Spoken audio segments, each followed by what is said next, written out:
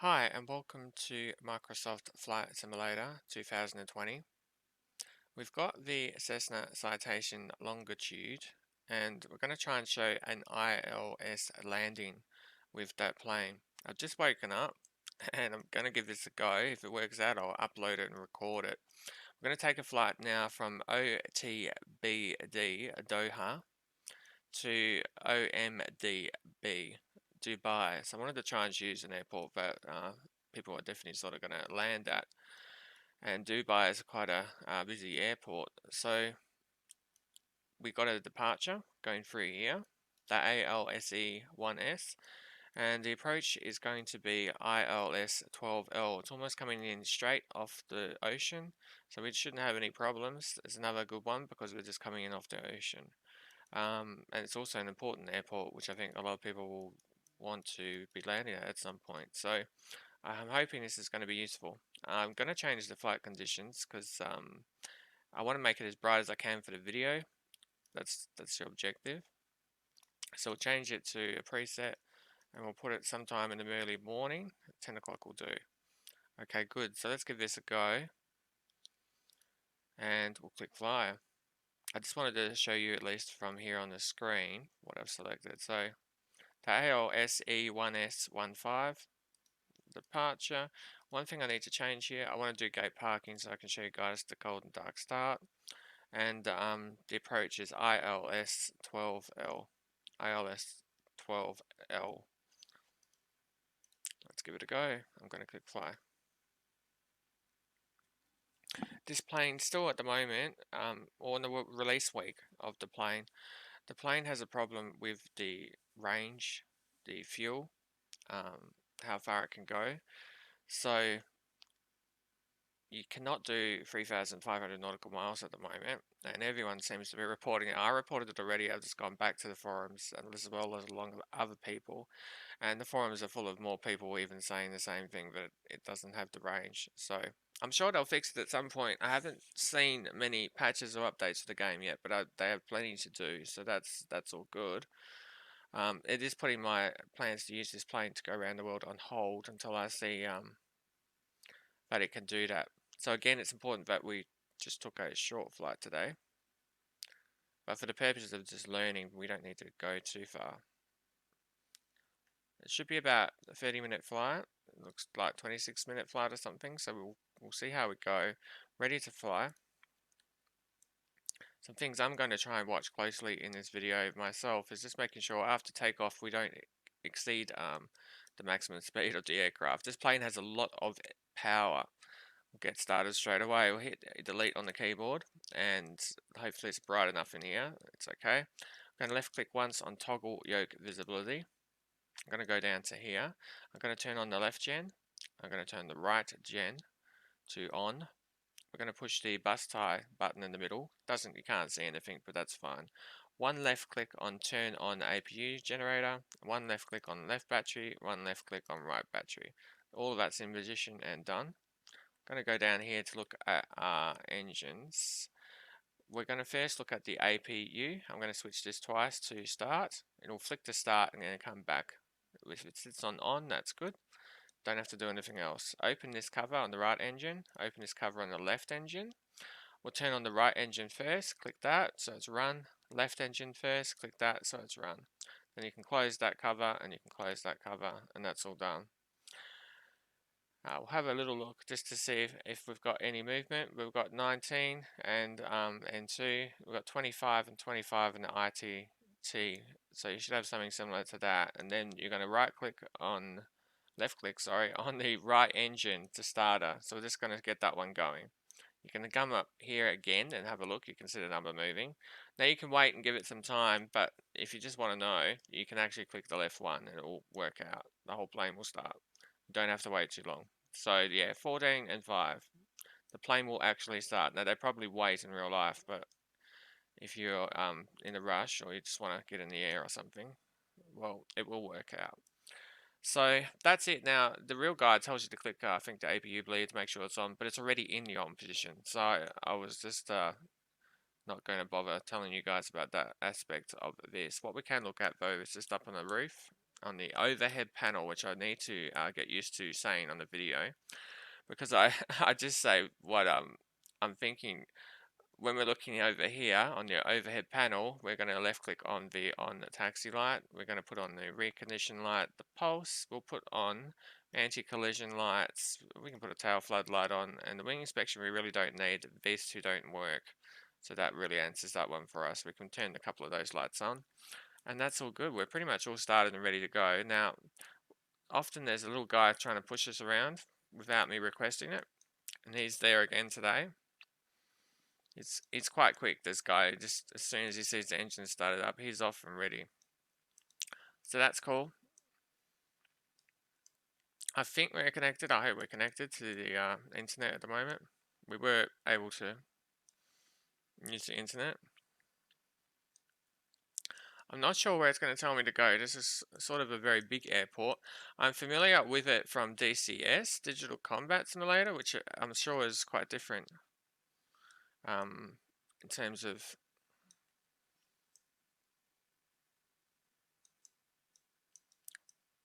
where it looks like, but it should be somewhat similar. There's some very distinctive terminal buildings in DCS, Digital Combat Simulator. I think Digital Combat Simulator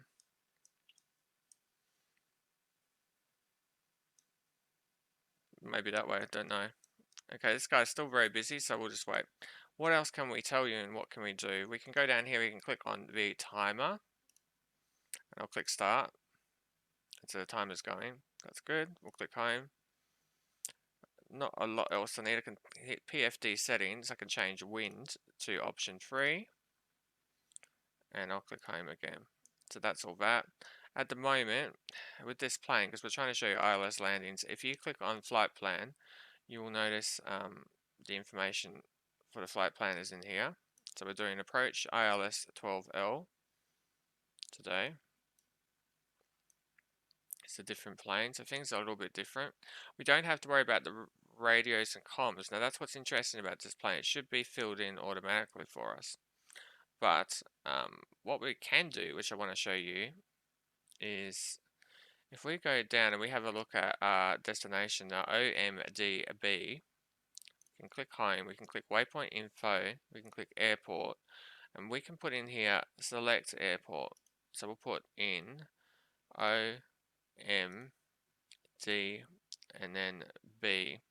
Now this is really powerful because it can actually give you all the information for all the airports in the game without having to use an external website. So in here you've got Dubai, and you can click on FREQS, and you now can scroll this down, if I can. We'll go down, down, down, and you can see all the ILS. So can you see that? ILS 110.10, ILS RW30R. You've got the codes 110.10. So I believe we're using the left one today. Let's have a quick look through it again. But yeah, all the frequency information is here, so very, very handy. 110.10 is the number we are going to need today. You can also click runways, and you can see the 1231 and this other one. And you can get some more info on the exact location of it, the bearing, the distance. Very, very useful. I mean, you can do this with everything in the game. Don't have to look at any external websites. This here, weather, I'm not wanting to put the weather up here today because it's so clear and sunny. What I also could teach you is that you can change this zoom on this map. Okay, so what we can do is we can go down to here on this far right scroll wheel while you're sitting on this page. It should say MFD home. And if you just put the mouse wheel above this and then move the mouse wheel up and down while hovering above it, then you can change the zoom. Very, very cool. And yeah, that does something. So you can see the zoom right out. I think the other one's a little bit of a bigger zoom, but yeah, all the way in and then all the way out. So that's quite cool. We'll get ourselves ready. I'm just noticing there's a other secondary airport over here on the right, so it seems to be slightly different to what I'm familiar with. I think that might be where the bigger all the terminal buildings are, but I'm familiar with seeing in DCS are. So anyway, let's progress. I'm trying to get up so that we can get my rudder pedals ready, because obviously I've got to use that to move around. We'll click on delete. He's still pushing me. Have you ever seen anything like this? Okay, do you know what I'm going to do? Because he's going to be in a very long adventure today. Pushback request accepted. Do you think you could stop? There's nothing around, like nothing. I don't need that big a pushback, guys. Just need you guys to clear off. Wonderful. We'll leave the ATC up just so I can see what's going on. ATC is automatic. Cessna of India, ready to taxi.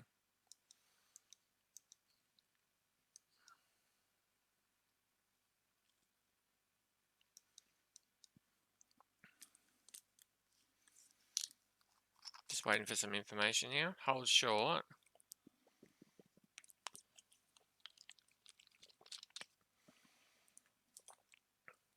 Okay, so we've got now enough information for us to get going. The one thing we have to do, if you haven't been aware yet, is make sure we've got our parking brake off. I'm not sure why they can push this back when the parking brake's on, but I do, so I'll just go with it now. Release parking brake, left click that once, and the parking brake's released, and then we can taxi. I've got to spin the plane around. If we just take a right and then turn left, that will work out. Cool.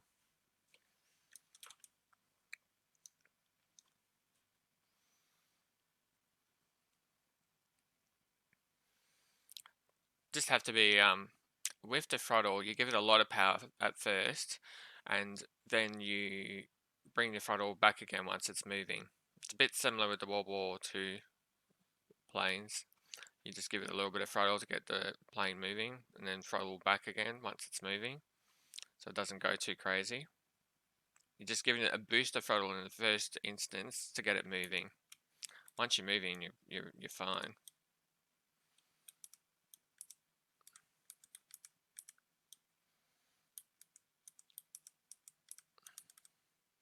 Try that for the moment. You can probably see a little bit of info there.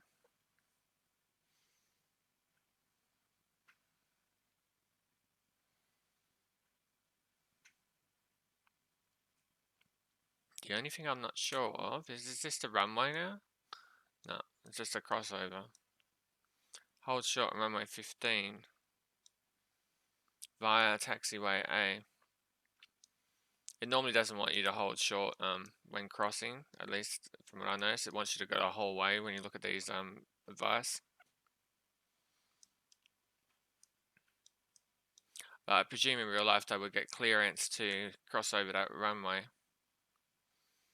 You would not want to be just crossing over. Yeah, the terminal buildings are a lot better in DCS than what I'm looking at here at the moment on this particular airport. But that one next door might be better.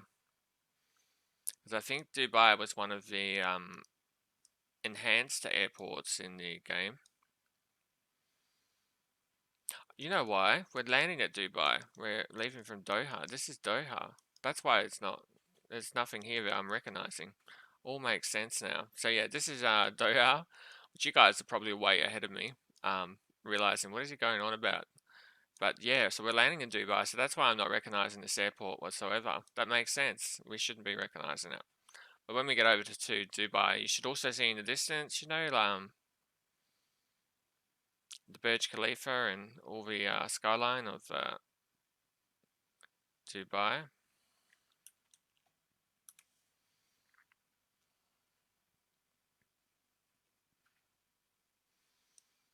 Very, very cool ground handling in this game. You can see I'm a bit rough with my ground handling. Okay, so we're just coming up to here. We'll put on ATC once more to see how things are going. Hopefully we held short close enough for them. It's now letting them know that we are ready for takeoff. Always have a look just visually yourself if there's any traffic or someone trying to land. I prefer not to pull out in front of someone if someone was landing, because even if collisions are off. It's pretty distracting. So if I can avoid it, I would wait for another player to get on the ground.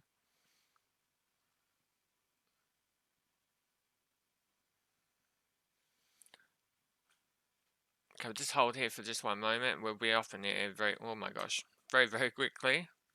I really got to do this from the internal view now. We can use this down here, which would be so much better actually. There we go, we're level, okay? And we can look at the external, and we're nice and good. So that's all fine, we're ready. I'm just going to get rid of this now because I don't want to know about it anymore. I'm going to click camera, I'm going to click the cockpit, pilot, co-pilot, and then back to landing position. And I'm all good for that.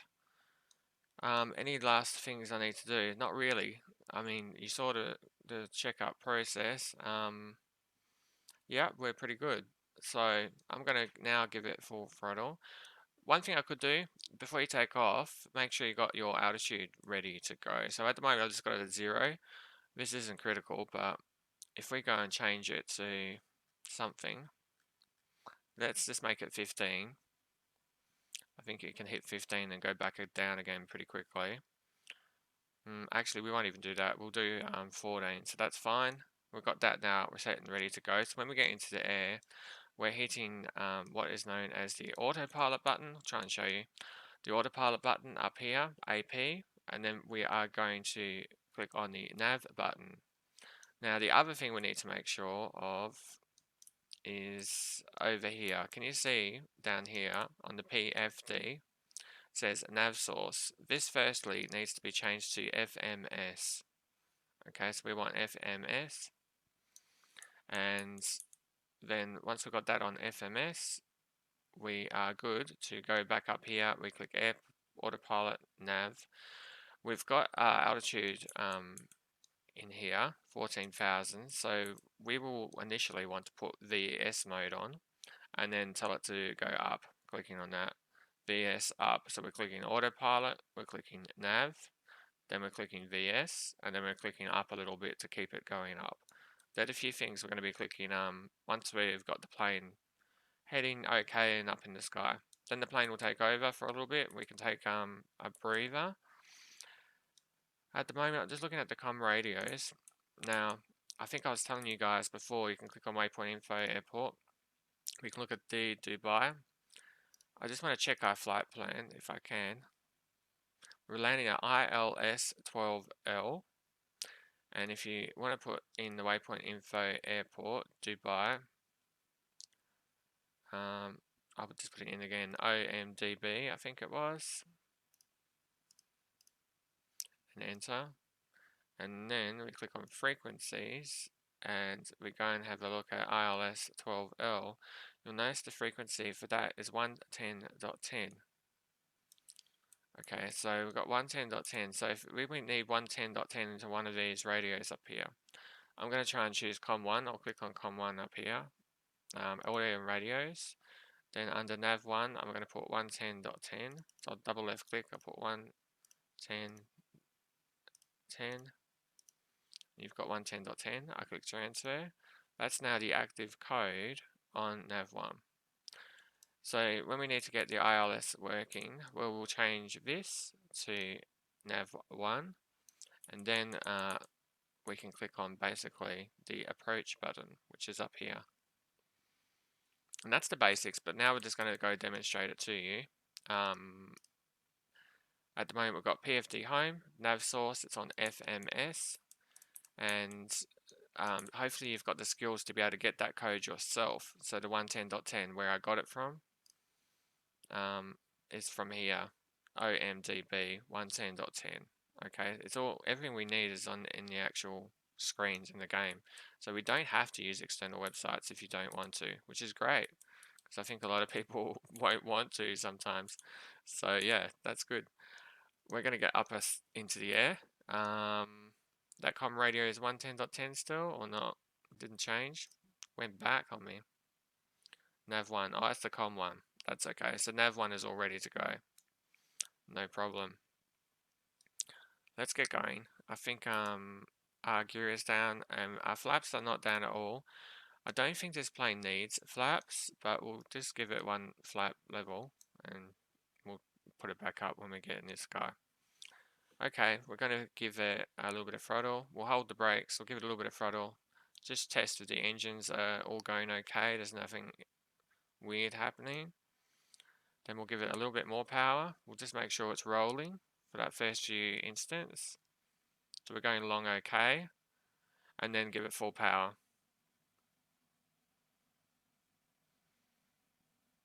I'm just going to watch our takeoff speed here. We get to around about 160, we'll definitely pull back. There's 160, and we're pulling back. Push G on the keyboard for the gear, F5 on the keyboard for the flaps, and I can bring the throttle back. Because it's just got so much power. It'll go crazy otherwise. There we are, gear up, flaps up. Got our altitude here is the next thing I'm looking at. And we'll get ourselves set up and ready. So I'm just putting on the vertical sync mode. I'm going to start setting that up with pushing upwards. We're almost at 2000. And I'm going to now click on the autopilot button. And I'm going to click on the nav button. And the plane should start to take over. It knows what it's doing now. We're just stopping around about in the last of the green zone. We'll try and, you have to manually just keep an eye on your throttle. And we're pretty stable around about 320 now, so that's all good. We'll leave it there, and it's going to bring us up by itself, and the autopilot's on. You can always tell all the current functions by looking in here. FMS, autopilot, VS 110. Just keep in mind this is a YouTube video. You can move around the video as you need, so if you know items or you're just looking for the landing, you can jump to the end of the video, no problem. Miss something, you can go back. That's really the intention of me showing the full video in a tutorial. You can easily jump around. If you couldn't jump around, I would definitely not be doing this. I would have to just show you the critical parts and put it all together. But I'm hoping I can give you guys a little bit of additional information by actually talking about, you know, how you can bring up the flight plan. You can see the approach, you can see all the different details.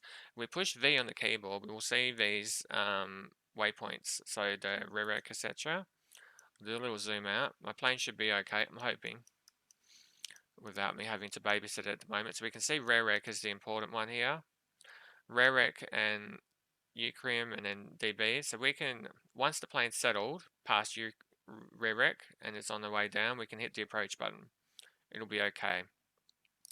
So we just need to make sure that our altitude is around about 3000, and then it'll connect with us with the glide slope, which will come up here. It's actually come up already. The glide slope will connect with us and then bring us all the way down to the runway. We've got nav 1. I think I can put nav information on here, or we can't in this plane. Maybe not. Bearing 1, nav 1. There we go. So we've got some information in there in the plane over here. We can see estimated time to get to our first tracking point. It's just a minute away. 6 nautical miles, and we're going to 12L today. So this could be a good flight just to test with because it's fairly short. Audio and radios, 110.10 on nav 1. The white one is the one that's active, okay? So just keep that in mind. And if you want to swap between them, you can left click on this button and it should swap between the two numbers. Well, in theory. Oh, sorry, I'm looking at a different one, but yeah.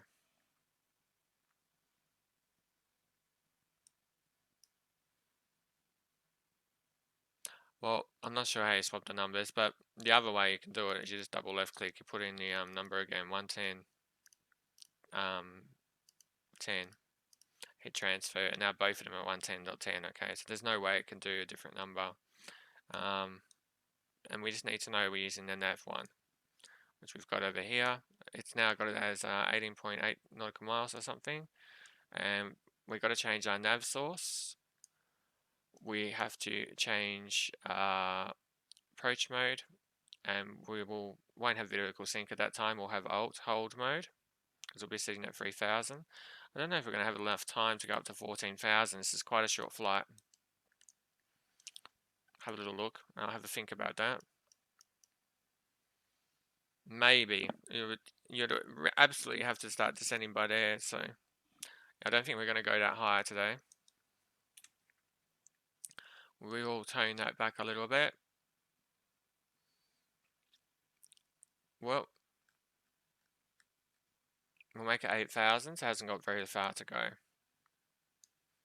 don't know if we can see any boats. That'll be cool. I have seen some boats, but not many. You would think there'd be more boats in the waters off here. Not at the moment.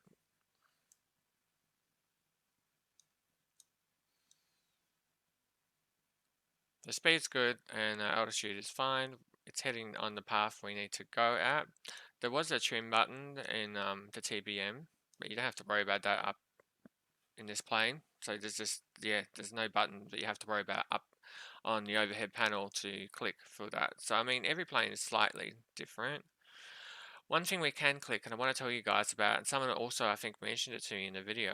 I did use this button myself, but I don't think I recorded the video with it. Auto ground spoilers. You've got this here I want to tell you about, and we want to make sure that we put it into norm. Now this will enable the ground spoilers for us automatically when the wheels hit the ground. So it's waiting for the wheels to touch the ground, and then it's going to auto enable that. So once you're up into the air, you can click it onto norm. And yeah, they should enable by themselves. So that's really handy to know, I think. Just something you can do once you get up into the sky. We have also up here our landing lights. So again, I'm going to do it super early, but we can put on our landing lights for the left and the right. And then we've got that as well. We'll turn off our taxi light because we don't want our taxi light on. Do you notice how dark it gets in here? If you put the taxi light on, it's as if there's some lights above the plane if you look at the plane at night. And some people mentioned it as a problem with the module because it seems to be lighting up the interior, and the taxi lights are actually outside the plane or something, and it's just lighting up the interior of the plane. Don't know, can't comment on it too much, but a couple of people have mentioned it. It's very weird at night. You go from super dark cockpit to hitting taxi, and it's just bright as. So it doesn't look like it's lighting that up. So as a source, you know, so I'll try and show you. Can you see? Like that's not changing color, but it gets a lot brighter in the cockpit. So just another thing they can look at. Probably not the most critical one. I can just avoid using that button basically. And we're in the daytime, so it's not bothering me. It's only really weird when you're using it at night. But if you are wondering what's going on, we have reported that again also at Zendesk and Microsoft and Asobo, so I'm sure they're aware at this point. They just need to do it along with the long list of things they have to do. We've got down here our audio and radios. We'll keep that page up perhaps. Can we change this page to something else? No. Look at that. It would be cool if you could use this page for one thing and this page for another thing by clicking on the different buttons, but they're linked. So although we've got two screens, I can only use one of them, basically, because they both do the same thing, you see. So it would be cool if I could just put like the flight plan here and my comm radios on that one. Don't know if that's something they could do. But you notice I click here, it changes that one. And when I click here on this left one, it changes the right one. So yeah, if you're wondering what's going on, that's what's going on at the moment. Audio radios 110.10. Back to home.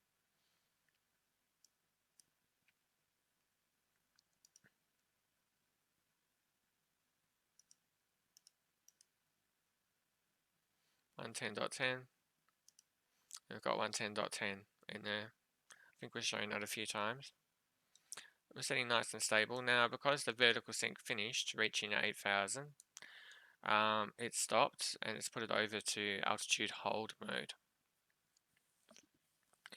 So the final steps for us, as far as doing the landing with ILS, is to go over here to nav source. We're going to change it to nav 1. I know it says bearing 1 down here, but that's just to help us work out where we're going. The important one for the plane's autopilot is this one here. We have to left click this so it says nav 1. We will then go up to here and we click on approach, and then we'll take off the altitude hold. And the moment I'm going to do all of this is pretty much on the map. So that was going to be this spot here, the REK. That's when we will be doing all those steps. The thing I'm going to make sure is from somewhere between Realme here and Rerik, I'm going to make sure we get down to 3,000. I'm going to bring the plane down to 3,000, keep it stable. Hopefully I can get the gears and also the flaps out by Rerik and keep our speed nice and steady. So all that's ready and done. And then we're just doing the final steps with clicking those 3 buttons. The flaps, the gears are going to be important. We've got our total airspeed here of 300, true airspeed of 362 knots, and a ground speed of 364 knots. Some of you may have been first to hear this video if you haven't watched other ones. So the true airspeed is if you're in a balloon in the sky, if you have a radar gun and the plane goes past, that is the speed that you can see. The ground speed is the speed if you're standing on the ground with a radar gun. That's the speed. The difference is made by the wind. So you can see up here it says 3 knots. There's an extra 3 knots sort of coming from behind, so that's pushing us a little bit by 2 knots, and so that's the difference between the 362 and the 364. To get the difference, you can always just look at the winds and see what the winds are, and you'll get that information. So that's good.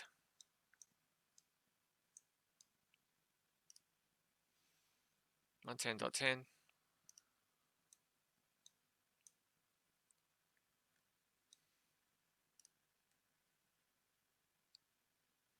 12L 110.10.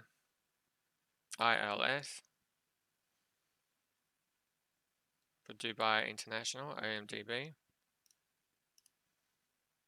We're going to OMDB and we're approaching 12L. We can see the distance at this point in time, 27 nautical miles away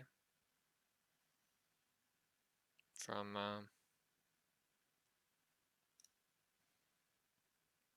we got weather selection information. We didn't bring this up before, but we can do so. We'll have a look, see if it's any different in this plane, but it looks pretty similar to me. And the vertical, it's very clear weather today, so not a lot to gather out of that at the moment. Again, you can change the zoom level on that by clicking through this. I don't know if you guys have seen, but there's a new game coming out called Airport Mode. And Airport Mode gives you the thrilling ride of sitting in the back seat in the plane as a passenger, way back there, and you get to look out the window and eat your meal. You get to play crossword puzzles, and you get to maybe talk to the flight attendant, and then you get to hear what the plane pilot is saying about the plane. And you get to do all that in real time from the passenger seat. So it's called Airport Mode. The game is due out soon on Steam. So it's an interesting concept for a game. Just something to let you guys know. You can have a look at the trailer. We're traveling along at the moment at 315 gallons left. We'll just have a look at our fuel. I think we took off with 50% as usual. Down to 36, we're okay. Hopefully. This plane is burning for the fuel usually. Just watch my throttle there. How are we going? Holding a little bit fast. We haven't gone very high up, so we'll just start bringing her back a little bit.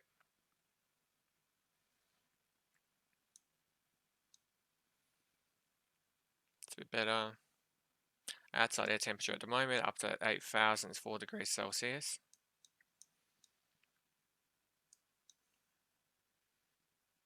Rudder, the fuel, ITT and M1.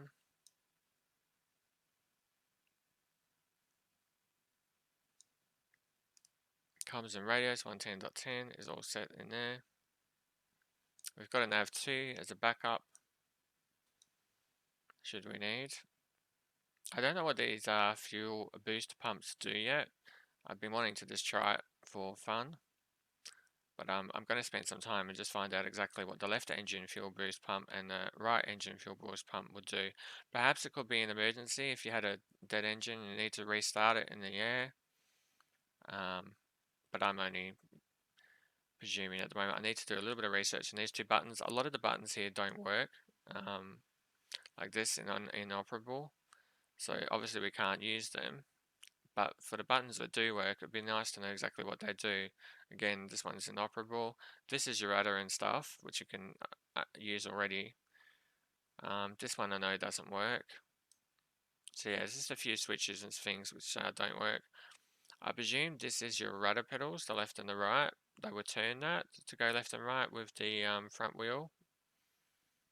Nose wheel steering, I presume. I don't know. We've got all the circuit breakers. Sometimes you can turn these around, but I don't. I did see a comment online from someone who apparently does deliveries on these planes, and he was saying the plane's modeling looks pretty similar. The only other thing that was different was the chairs are different in the real life model. They use different chairs, but otherwise, he was saying it looks pretty good, this model. So the actual modeling of all the systems and the dashboard and stuff is quite similar to the real life plane. So that's cool, but they use different chairs. They don't use these chairs anymore. But that was his comment. So yeah, it's cool to just get that extra little bit of information. I'd love to know what exactly this does. Is it for talking intercom to other people in the plane and stuff? Send, ends, just a mobile phone. Very cool nonetheless. You can pack it up there and it's ready to go. I think also this panel is like new. Some of the planes don't have this or something they were mentioning, but they've modeled it in the game. But some of the real life planes didn't have this yet. I don't know. But yeah, just some other information. So landing lights are on, taxi is off, and everything else is good up there. This doesn't do anything. It's inoperable. Not going to do anything. Inoperable. I'm not sure what these two are. Sometimes you've got a compass in that location, but in this case we've just got two orange dots. Maybe they're sensors of some sort, a camera of some sort. Not too sure. What I'm a bit finding weird is usually it's a bit more on the line. It's coming over. Might just need to be patient. It's coming over. We're okay. Have a little look at the wonderful scenery here. Very unique scenery, of course. It's got the blue ocean. That looks like the blue ocean anywhere else in the game. It does change a little bit depending on the time of day and the clouds. Then it will look quite different. We'll do a scroll around with the Xbox One controller. If you don't have an Xbox One controller and you're wondering if it's useful for this game, well, you can do things like this with it, basically. It's a little bit hard to do with a mouse or a keyboard. And in that, you can do it very smoothly. And you don't have to just basically move in the right thumbstick very, very slightly, and then it will just rotate around. Which is pretty normal for console games, but yeah, works functionally very quickly. You can actually fly the planes with this if you're finding it necessary. But it is possible to fly the plane with it casually, but it is much better with a joystick. I have not used a yoke and don't have a yoke. What I do have is a Thrustmaster HOTAS Warthog, the A10C stick and throttle. If you haven't got one of those and you're wondering what to get and you can see one of those available, highly recommend it. Really, really good quality.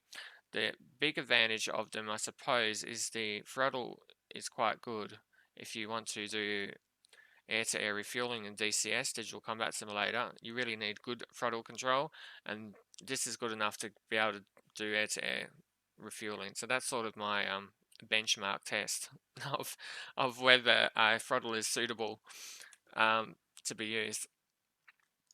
We can see up here how the plane is going. I really want our plane to have enough fuel. If we do not have enough fuel, I'm going to just reload ourselves in the sky this time, because I don't need us crash landing on this demonstration flight. That is all good. We'll have a little look at our timer. We're 33 minutes in at the moment. I was expecting it to be a little bit shorter, but that's okay. We can look at our speed bug information. Again, we'll try and land around 120. Minimums and the PFD settings page. Again, this is where you get the wind information, and you can put that up to here.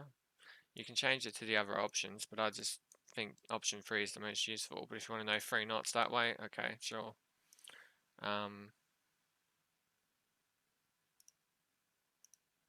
Yeah, I just put it on this, and then you also get the direction, 3 knots that way. This is the most useful out of those 3 options. This is what we're wanting to keep an eye on. Just another switch here that I have no idea what it does, but it's inoperable. So yeah, if you're in the air, make sure you got the auto ground spoilers into the norm position. We can make sure that we've got our landing lights now on as we're getting ready. We will think about descending quite soon. In fact, we are. So can you see that? Right, roll me. It is pretty short. We're going to descend now to 3,000 as quickly as we can consider it suitable. So just dropping the number down to 3. Got 3,000 on there. I'm going to push VS and I'm going to push down. Seems like it can descend quite quickly, this plane. Bringing that throttle back just so we don't overspeed. And we're actually going down in speed and we're going down in altitude. So that's perfect. Got a little bit of thrust, but we're not falling out of the sky. You can see the pitch, the nose coming down to get us at that descent. We're coming down very quickly. We're going to be down to 5 or something by God key. Can I let it slow down a little bit? Increase. That's better. 291 now.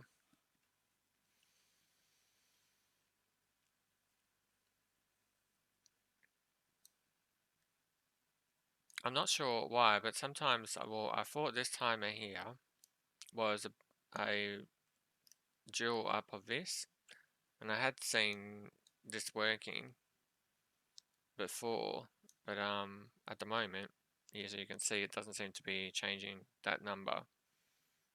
So I'm not sure what's going on there. There's a different timer somewhere. I have made it work before, so I've obviously found it, but I don't know what's going on at the moment. I can't demo that to you and say this is what you do. But you've got a timer here anyway, so it really doesn't matter to me. You've got the timer here, you can just click timer and you can see it. You can go back to here, no problem. But yeah, maybe eventually that's going to show that time there. This, you'll notice the standby power I never pushed. So the cold and dark start, left click, push on the buffed tire. APU gen on, left click, left battery on, right battery on. That's it for there. Then I am going down to here, opening the 2 covers, run and run underneath, close the covers. Then I'm going down to here and I'm just going to put on the APU. I think in real life they would just put on the APU, they're not doing this, but it's just as you're scrolling down, the first thing you see is left to right, so that's how I'm thinking, just because I'm sitting this way. But you would probably be putting the APU on, and then you come into here, open the 2 covers, run, but nothing happens here until you click the right. So then left click on the right and then that starts, then left click on the left and then that starts. And then you can see what's going on by looking up here. And then of course you've got your parking brake that you can disable over here. You can take that away, and then you can start moving once the plane is ready to go. Your landing gear is over here, but it's not a big problem for us because we have obviously just got a keyboard in front of us, so we don't have to lean across to the other side here and try and reach that, or let the auto co-pilot do it. We can just push G on the keyboard. You may also have it set to your throttle or joystick like I do, and that would be another way you can enable the landing gear. You've got ice protection over here. You can put that on if you're going up really high in the sky for the engine, the wing, and the pitot static. Another thing to consider, if you haven't seen, you've got a little fly down meter over here. So just something to look at. Very cool. I think it keeps track of how many hours you've had in this flight model. Going to get to some crazy high numbers, I think. So plane's pretty much at 3,000. I'm just going to give her a little bit more power, but she's still dropping in speed, which is almost what I want, so I won't get too worried there. In fact, if I can get it back down to 200, that'll be good.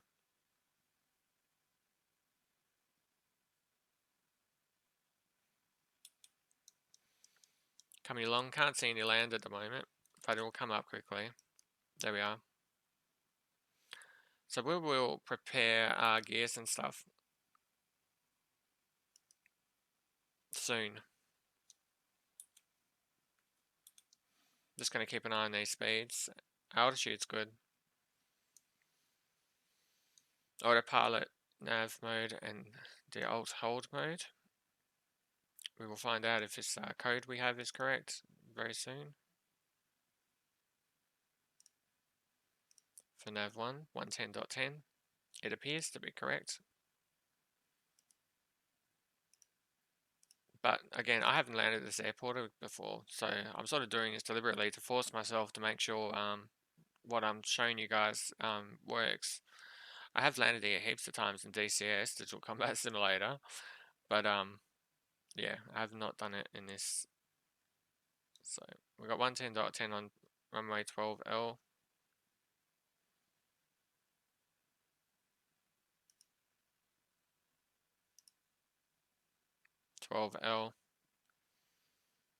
And the active is 110.10. They're the three screens I'm basically looking at. One was the waypoint info for the 110.10. The other was my flight plan to make sure I'm actually landing at 12L. And then the other was to make sure I've got the right radio, nav 1, 110.10. So I'm actually looking at 3 screens here, and that's why it would be so cool to be able to put different information on the second screen, if possible. Not critical, but yeah, it's just be cool to be able to do that. So I don't have to keep clicking around in between all these screens. I can just leave that there, and then that's it, and then put this new information on here. That would be the objective. At the moment, it's mirrored, I suppose you could say. It's just mirrored. Coming up to Tokyo, a lovely place somewhere off Dubai,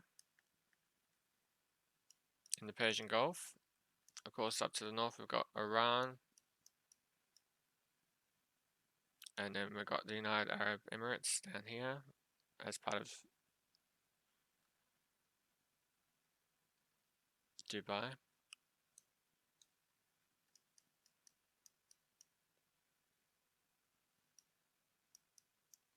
Very interesting to look around on the map. What's so cool, we can just fly to places all over the world. But you may not have the chance to visit in real life, but you can do so in the game.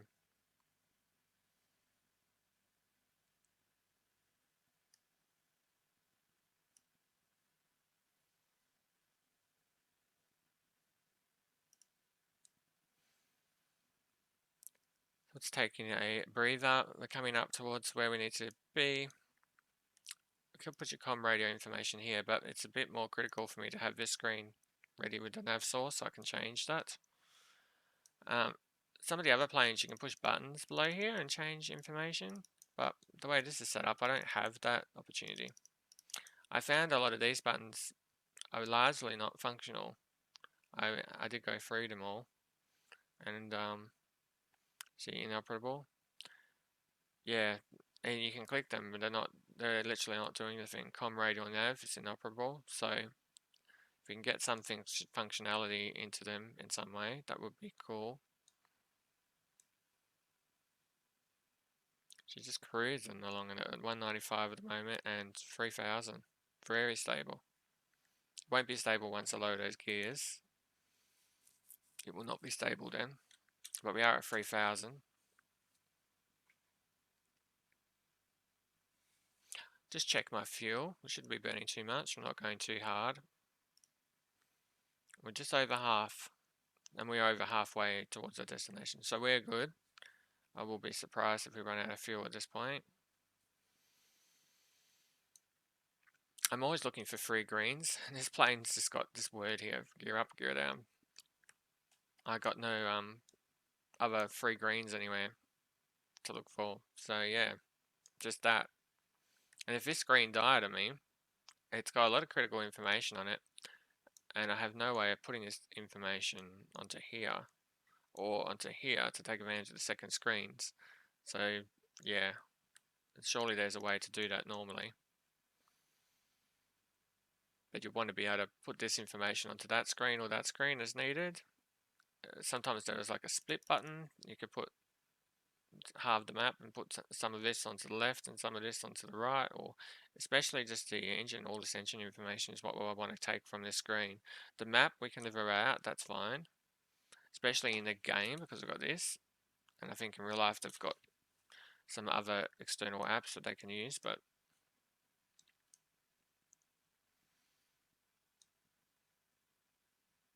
and 10, go back, look at our flight plan. It's going from God Key to Totku at the moment.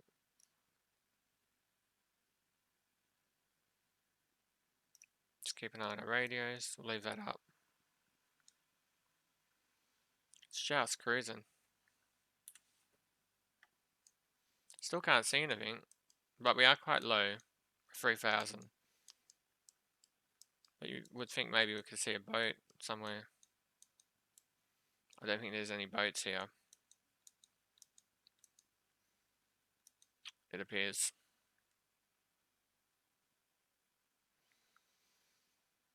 Look at our checklist information, cockpit. We can make sure that our parking brake is set. Battery switches are there. Generator switches, which we turned on. The APU knob, which we have turned on. The APU you stabilized and you looked at that information. APU bleed was turned on, which is on by default, as I'm saying, so it's not a big deal. The APU gen, which we already did. The external power, we don't need that. Not to start the plane. And the battery amps. Okay, cool. Starting using the APU. Run the right engine. Run the starter. Engine monitor is up here. The power levers. The first time I started this plane, I didn't use the checklist. I just, wanted to explore and have a bit of fun. See if I could do it without a checklist. On the left engine, we started that one. Left engine starter, we started that one. And then the engine monitor. That's most of the steps. Waits for it to be stabilized, and abort the start if the ITT rises within 20 seconds and there's no oil pressure rise by 30%. ITT will exceed the red line or stabilized idle is not achieved within 50 seconds of the initial ITT rise. Very well. Very cool, but there's no more pages, so that's the checklist information. A good opportunity for developers of modules to build that into their modules. To have that natively in the game is a good idea for sure. So just back in our landing position, we can look up if we need to. Having a little look at almost towards that TOTS key. Things are going to happen quickly now.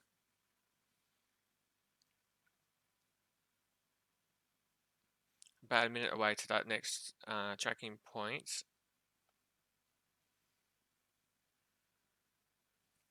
See the nose is just slightly pointed up over here. The angle of attack. Ground speed is now 196 knots and the outside temperature is 14 degrees. I know it can get very hot out here.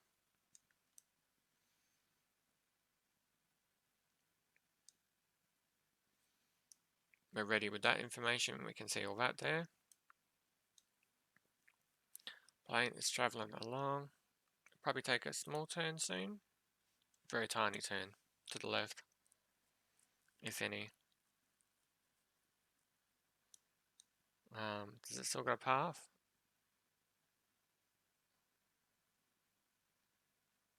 There we go.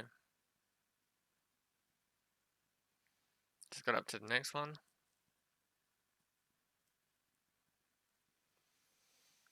"21 nautical miles." So this step, again, a touch early, but I want to be sure that I'm ready with RERIC, with everything ready to go. So on this stretch now, I'm going to get my gear and my flaps down and make sure I've got my speed right.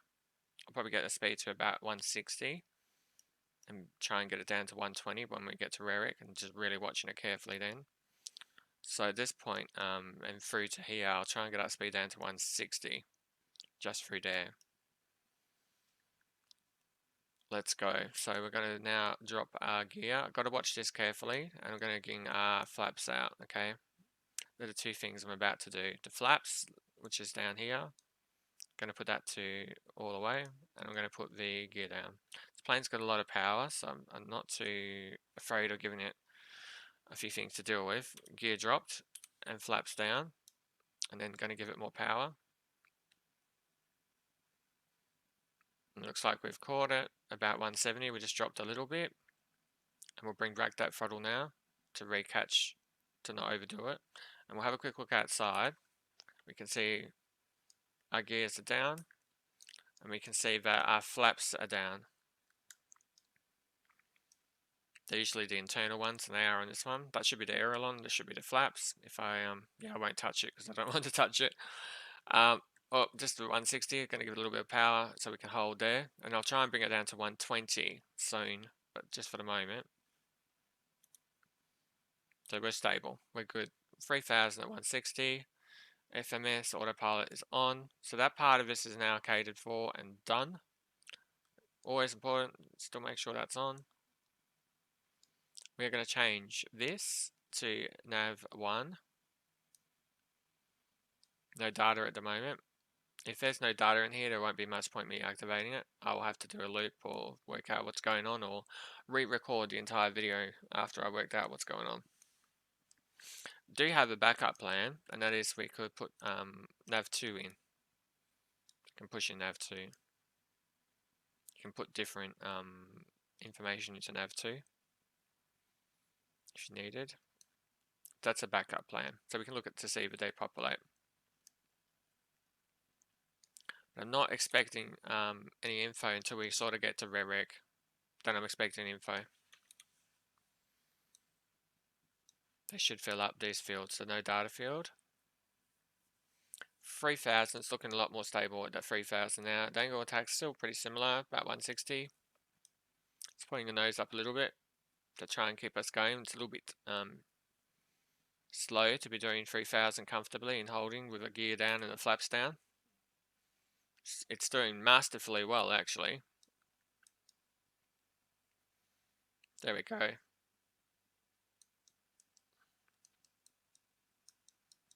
So yes, we'll try and leave the camera around about here because I want to see us coming in on the runway, and I don't want to have to keep spinning the screen around while I'm doing that. We will bring the speed down even more crazily soon.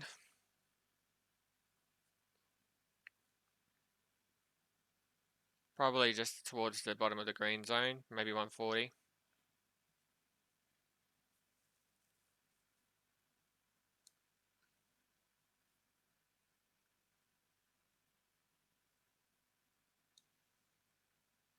So very important with an ILS landing that we have data here. If we don't have data, it means we don't have the right number, or there's a problem on the ground. We'll have to consider a different approach.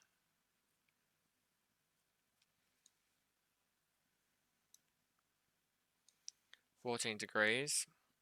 These two fire engines don't work. The APU button doesn't work. It makes you appreciate when you jump to DCS, Digital Combat Simulator, all the buttons that work in some of the modules in that game and how many of them do, and they do have a function. It makes you appreciate that it's very cool that they do work. So important thing here is the approach button, AP up there. We will change this to nav1.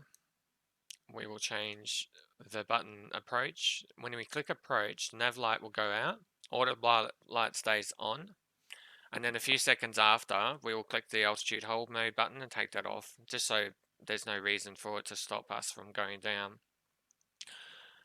As I've said a few times in the other videos, I'm pretty certain that step is unnecessary. As soon as it sees the glide slope, it will pull you down. But for our purposes, I will click it.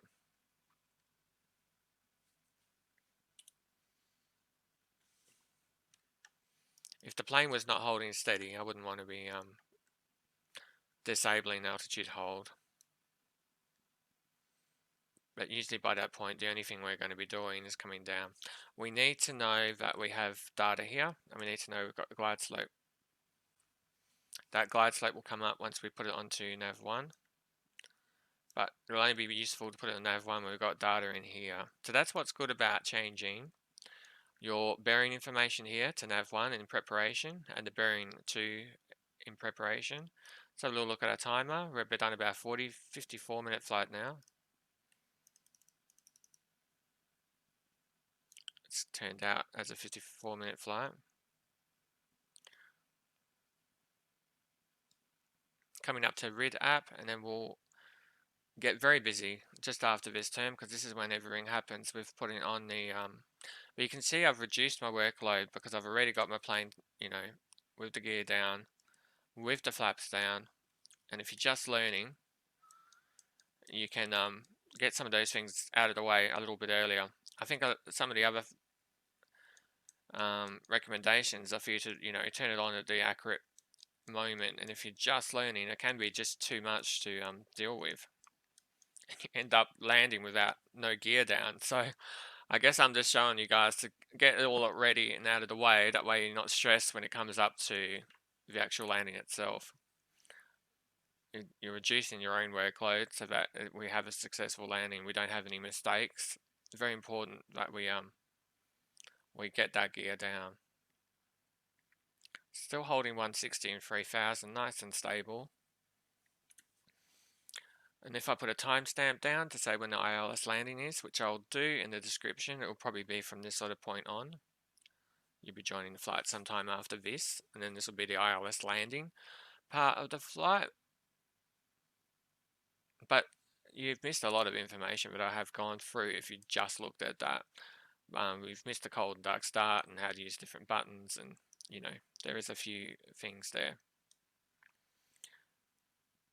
But if you have just joined us, you can click quickly here in waypoint info, click airport. You can type in your airport, in this case OMDB. OMDB. You can hit enter, and you can bring up the information for your airport. You can click frequencies. You can scroll down. You can see that ILS for runway 12L is 110.10 in the game. Okay, 110.10. You can see our flight plan today will have that runway on it, and if you check our com radios, we want to make sure that nav1 is on 110.10. I changed it to both the standby radios. You left click it once and you just type in the number, and that's all you're doing, 110.10. Final steps for us, we're going to be going over to here. We're going to left click once to put on nav1. We're going to go up to here, click approach, and then we're going to a little bit later click on alt. The moment I'm going to do all this is when we get over to RERIC, and as soon as I see the plane leveled up, it will take the turn. As soon as I see it start leveling up on this line, I'm going to activate all those buttons. Big thing for me is just to keep an eye on the speed. I need to make sure that this plane's speed is coming down as we go and catch the glide slope down. We also need to know that we've got some data in here. When we get to RERIC over here, I need to know that this is populated. because there's no point in me activating this nav source unless that is populated. It's basically I've got to redo the whole video. There's something wrong. I've done something wrong. I have to check the real charts. What is the number? Does the number match the game, or what's going on? So, did I have the right airport? And I landed at something different than OMDB. That's possible. So, I think I'm landing OMDB, but maybe I'm landing somewhere else. So this should be a Dubai International Airport that we're trying to land at. With no rec at the moment, it's about 20 nautical miles away. It is so stable, 160. If you're a passenger, sit back and relax. We are coming up for our descent for landing. Please stow away your table. We're in a private jet actually, so we don't need to worry about that. But yes, we'll be going through some kind of procedure to get the passengers ready for landing.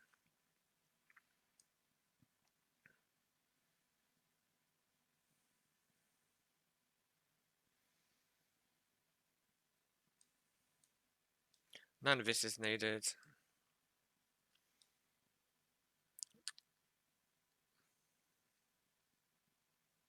Don't think that does anything. No, it does. It's an emergency beacon, I think. Either way, I don't want it beeping at us, so we'll leave that one off.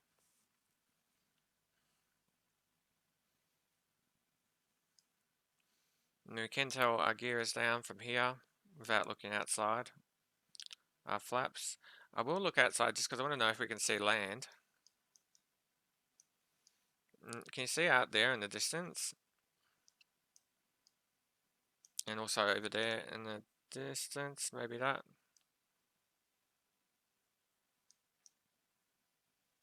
So yeah, we can start to see that now in the land. Very cool. We seem to be heading in the right direction. The airport is just to the left of that, basically, so we're going to be coming in around there.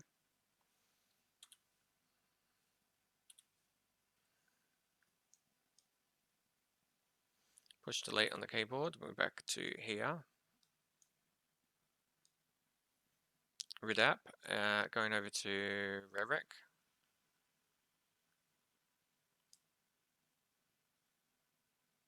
I'll bring that speed down if I can.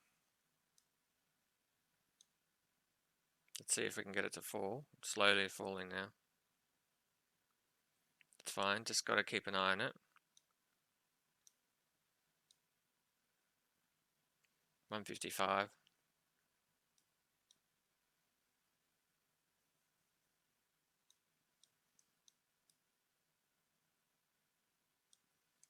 Very important for me. I'm using a 1080 Ti and a 3900X CPU at the moment. It's got 32 gig of RAM, but sometimes it's still a bit weird. It could be just because I'm recording. It doesn't help that I'm recording whatsoever. I know a lot of the people trying to do recording have had similar difficulties.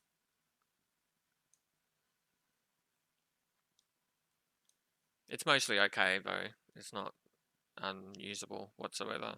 It's fine. Coming up to Rarec. Yeah, I really want to see that data populate at Rarec. Then I will be finally. Do you see this, guys? Okay, so we're at 25.5 nautical miles. So that's what you're expecting to get some information. IDBL on nav1. So that means now that we've got a signal for nav1. Nothing's activated yet till I change this to nav1. I won't do that till my plane gets leveled up, but just at the moment, we've now got a signal. So you'll notice nav2 does not work. I had to manually put in that number with this plane. I manually got that number from over here. So doing all that process, which I was showing you guys at the start of the video, was indeed necessary. Had I done nothing, I would have had no data and the ILS Landing would not work. So I needed to do that steps of putting in the comm radio and giving it that information. So you're clicking on audio and radios and then making sure that nav1 has this number in it, 110.10. That's where you're putting the number in. If you want to practice at this airport, you know that that runway will work with 110.10. And you've also seen how you can look it up. Waypoint info, airport, and you've got 110.10 here under OMDB. And you can look up for every airport in the game that this plane has, which I'm pretty certain will all work in this little database here. So it's very powerful, very, very useful. Don't have to use any external websites. If you're just learning and you just want to get going with an ILS landing, that will make it so much simpler. So now this should work for this landing, but we've got a long way to go yet. We're still at 150. I'm going to make that final turn very soon. I've nicely zoomed it in, so I've got a little bit of concept of what's going on. Coming up to Rerick, as soon as it makes that turn, I'm going to do that change. We know we're comfortable to put nav1 on now because we've got the data. We can change this to nav1, change that to approach, and then take off the altitude hold. I should demonstrate it without taking off the altitude hold, but I really want this flight to work the way I know it works. After going to do so much talking all through the video, sometimes when I make a recording I'm not happy with it and I've done a whole heap of talking and I've got to do it all over again, which is difficult. Now some people don't do live commentary. They will do the recording of the video and they'll come back and they'll just talk over as they're watching it back and then record it. I could do that too, but I'm trying to give you guys the live commentary as I go, so there is that extra element, but I just think that's more interesting because you can actually see the difficulty I'm going through, or if I struggle with something you can possibly learn from that. If I try and do the commentary afterwards, it's going to be a little bit too clean and smooth. But yeah, you can definitely do that. The good thing about doing that afterwards is things you forgot to say, you can sort of pick up and bring up. Whereas I sort of have to wait till the next video, because once the video is up, I can't change it. I'm not going to modify it or insert that word or change my language. So sometimes I've already learned I've done something wrong, but I can't change it. We're coming up to Rerick now. So we've got 16.9 nautical mile away from point. It'll make a turn. We'll have a little look just outside just to see our plane turn, because it'll be the last turn that it makes. You can see it banking. We're coming in off the water. As you can see, this is a good one to play with and test with because it's nice and easy in terms of there's no high mountains around. That could be a problem. It'll level up very, very soon. We're going to start hitting those buttons for the ILS landing. There we go. So I think that's the runway down there somewhere, if I can show you.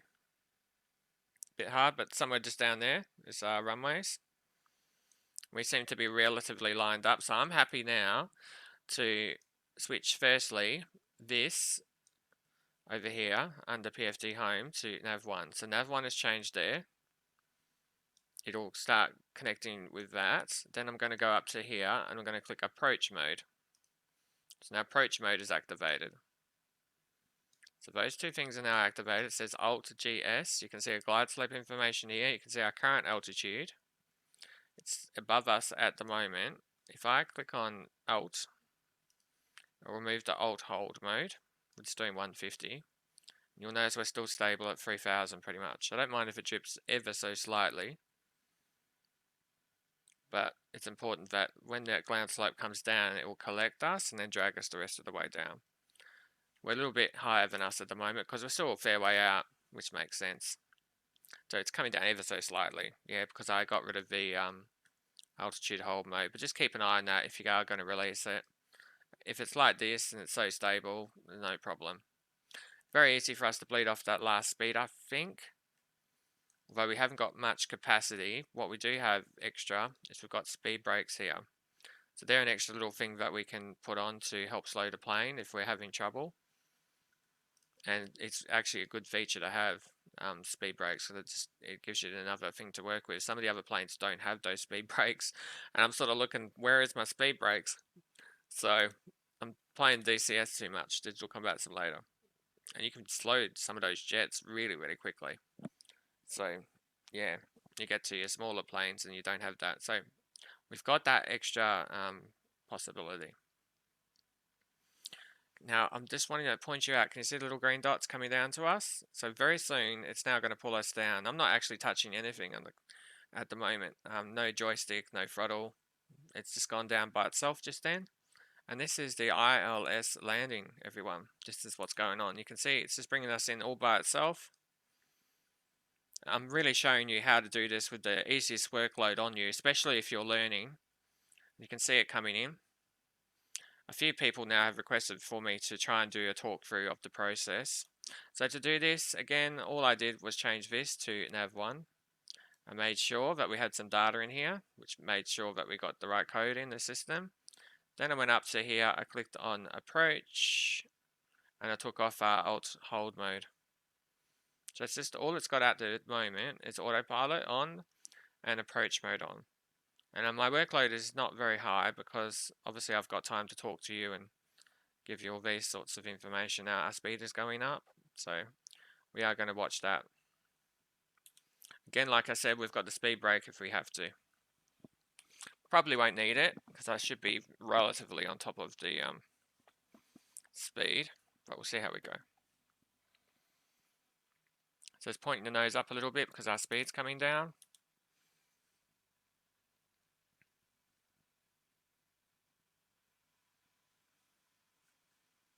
You can see down here LOC1, and also the nav1 information down here, IMBL 110.10.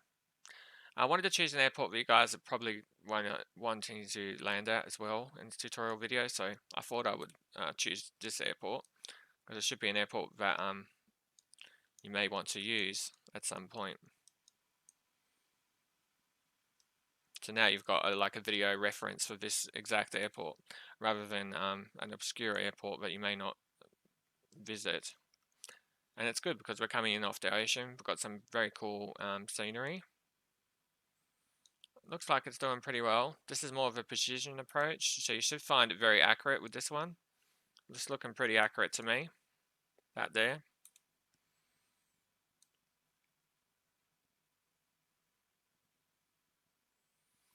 Key parts is just making sure that you've activated it early enough, so you remember when we were activating it. Just after RERIC and we've got ourselves level, we can activate those sorts of things for the approach mode. We're just in that very final phase now. So we're pretty committed. We got clear weather, we can see the runway. I will switch off the autopilot just at the last moment and try to flare it. I'm trying not to float, and with doing so I can sometimes be a little bit not flaring enough. But that's what's going on. I need to now watch my speed, so I've really got to bring that speed down. A bit concerning, these buildings. Interesting location. So still bringing that speed down. 300 meters. We can see ourselves just coming up to the runway now. Pretty good, I think, for ILS. Still just running on autopilot, and the speed's coming down. We're almost down to 100 now. So I will switch off the autopilot by left clicking just once here. One left click. And then I'm just going to put the plane to idle and just gently flare. And the plane should just gradually come down onto the runway. There's the back wheels. And then we'll put the front wheel down. And you're just using the rudder pedals to keep it straight on the runway. And then you can push F2 on the keyboard to get the reverses. I'm going to go in the wrong direction when I do this, but I just want to show you the reverses. You can see the reverses there. Sorry, the reverses are turning on. I wouldn't normally be trying to jump to these weird views. So yeah, we've got the reverses. We've also got some taxi information. And to get out of the reverses mode, you just push your throttle forward a little bit. And you can see that, and it closes again. If you're wondering what's going on, go from idle back to just a little bit of forward pressure, and that'll turn the reversers off. To activate the reversers, F2 on the keyboard. I'll do it again. F2 on the keyboard to activate the reversers, and then just push your throttle forward to bring that back, okay? So hopefully you don't get stuck with that. You can use the brakes, left and right brakes at this point, because we're only going like 30 to brake if you want to. But I don't need to come to a complete stop. This is the building I was looking for when we were back at the other airport, and that's why I was familiar with DCS, Digital Combat Simulator. I was a bit spun out, it was looking so different. I knew this was one of the enhanced airports. I have got the Premium Deluxe version of the game. If you haven't got the Premium Deluxe version, you may have some different airports and planes, but this plane itself, of course, is also in the Premium Deluxe. So if you're wondering if you should get the Premium Deluxe, well, hopefully I've given you some information here to make your decision.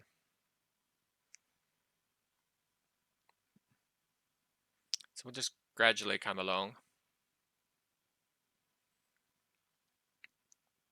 The important thing is that you can pick up the steps so that you can go off and do this yourself and then have fun. And then you can go off and, you know, learn more about the critical procedure and then get really good at the procedure and perfect it. And also, this is so cool because this plane, when it's finished, will have really good range and will be able to travel around the world similar to the A320. So it's another good option to use. You can do your ILS landings at your major international airports. Just going along now. That's the airport that I was looking for. See the background? How cool is that? Just there you go. I'm going to go off the path here because I'm looking at the scenery, but I'll try and give you a bit of a look. You can see in the background, you can see the tower. It looks very cool, I think. You can actually see through the terminal building.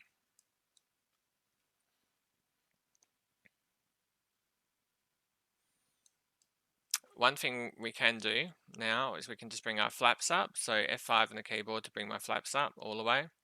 You'll notice I didn't use the speed brake in that landing. So there wasn't much need, but you've got that ability in this plane. It's just nice to have that as an option if you feel you need. And of course, this here has activated and it's put itself back into disarm mode. So there's that as well.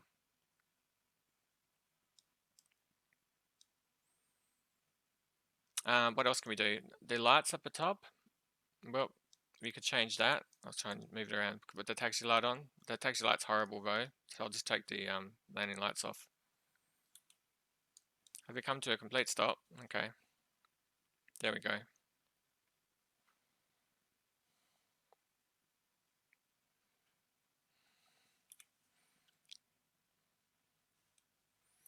Change my camera back to a co-pilot or landing.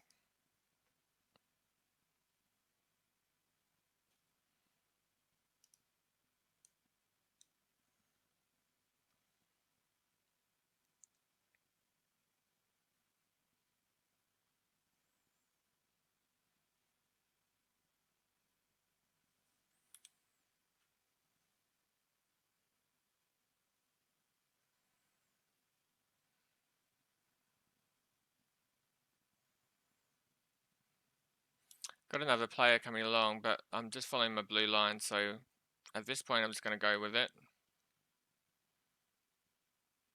But it was very cool to do actually. Did you see how it shimmered on my windscreen as it went past? Just I've never seen that happen before, so okay. I couldn't really move a lot. I only just realized he's there. So I'm not sure if he's using the air traffic control. I'm supposed to be with this guy. I'm actually following the guide. I guess that's why they've turned collisions off.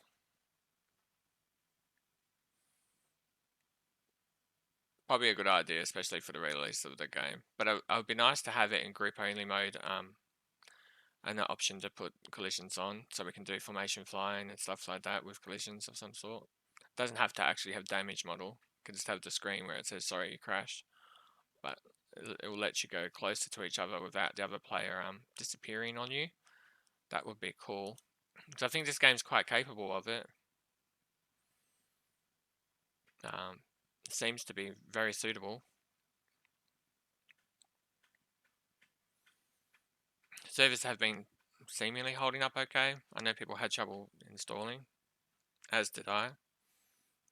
Really had to be super persistent. But it did work. Alright, so we're going to come up here. I think we've got a little guy today telling us what to do. We do. And sometimes this should be an easy one. So there we go. We're coming around. He's going to start to give us instructions. He's quite small at the moment.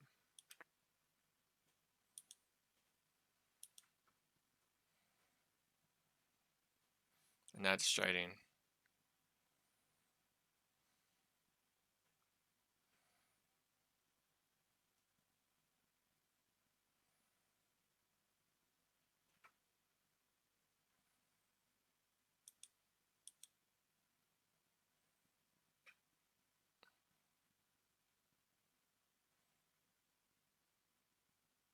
And he's got his arms crossed.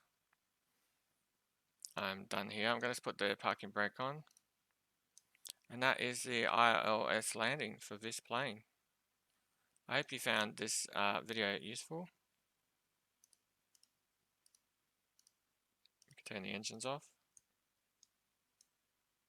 Flaps are up, the handbrake is on.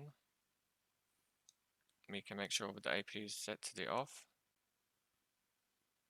And we can begin to turn off the batteries, the bus tie, turn off the 2 generators,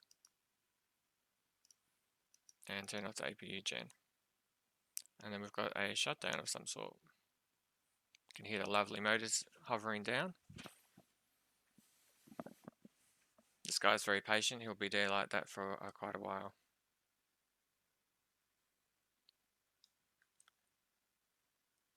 So I hope you found something in this video useful. This video was made around the time release week of the game, so I haven't had a lot of time with the game to be able to make this video. I'm sure by the time you watch this video I will know more, and the module will also be more complete. Hopefully they will have fixed the fuel issue that is currently preventing it from doing 3,500 nautical miles. You can see us landing in this position here.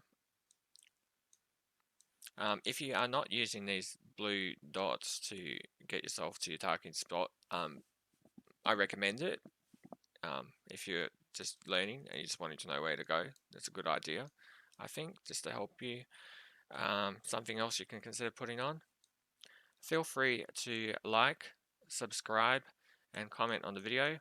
I appreciate, and I hope you all have a wonderful day. This is an absolutely amazing simulator, Microsoft Flight Simulator 2020. So I hope you can all get out there, get into the skies and fly, and enjoy the game. Thank you for watching, and bye for now.